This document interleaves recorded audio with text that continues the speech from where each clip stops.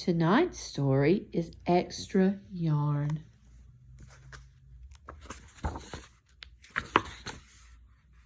On a cold afternoon in a cold little town where everywhere you looked was either the white of snow or the black of soot from chimneys, Annabelle found a box filled with yarn of every color.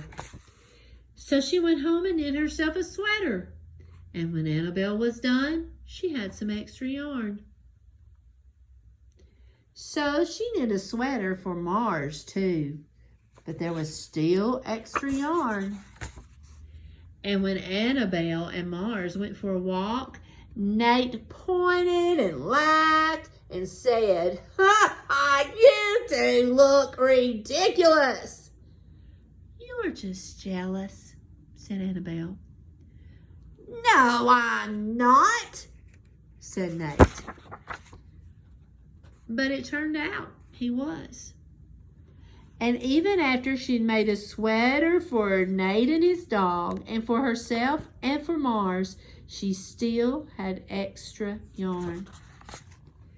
At school, Annabelle's classmates could not stop talking about her sweater. "Quiet!" shouted Mr. Norman. "Quiet, everyone! Annabelle, that sweater of yours is a terrible distraction. I cannot teach with everyone turned around looking at you." "Then I'll knit one for everyone," Annabelle said, "so they won't have to turn around." "Impossible," said Mr. Norman. "You can't." But it turned out that she could, and she did. Even for Mr. Norman. And when she was done, Annabelle still had extra yarn. So she knit sweaters for her mom and dad, and for Mr. Pendleton, and Mrs. Pendleton, and for Dr. Palmer, and for little Louis. She made sweaters for everyone except Mr. Crabtree, who never wore sweaters or even long pants and would stand in his shorts with the snow up to his knees. "No sweater for me, thanks," said Mr. Crabtree. So she made Mr. Crabtree a hat. And even then, Annabelle still had extra yarn. She made sweaters for all the dogs and all the cats and for other animals too. Soon, people thought, soon Annabelle will run out of yarn. But it turned out she didn't. So Annabelle made sweaters for things that didn't even wear sweaters.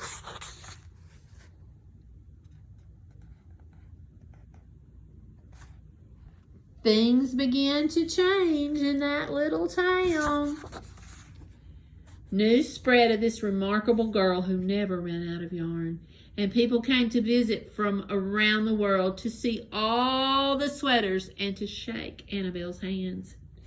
One day, an archduke who was very fond of clothes sailed across the sea and demanded to see Annabelle.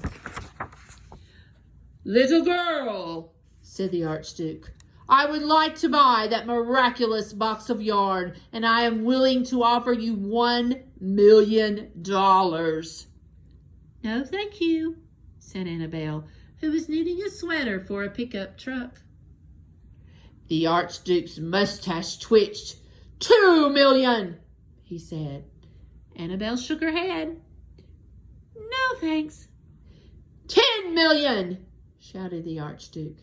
"Take it or leave it." "Leave it," said Annabelle. "I won't sell the yarn." And she didn't. So that night, the archduke hired 3 robbers to break into Annabelle's house, and they stole the box and took it to the archduke, who set off across the snow and sailed over the sea back to his castle. The archduke put on his favorite song and sat in his best chair. Then he took out the box and he lifted its lid and looked inside. His mustache quivered. He shivered. It trembled. The Archduke hurled the box out the window and shouted, "Little girl, I curse you with my family's curse. You will never be happy again."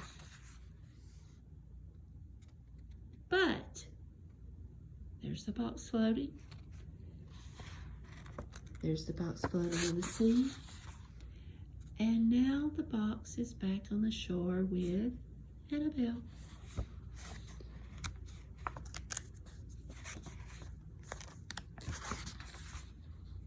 It turned out that she was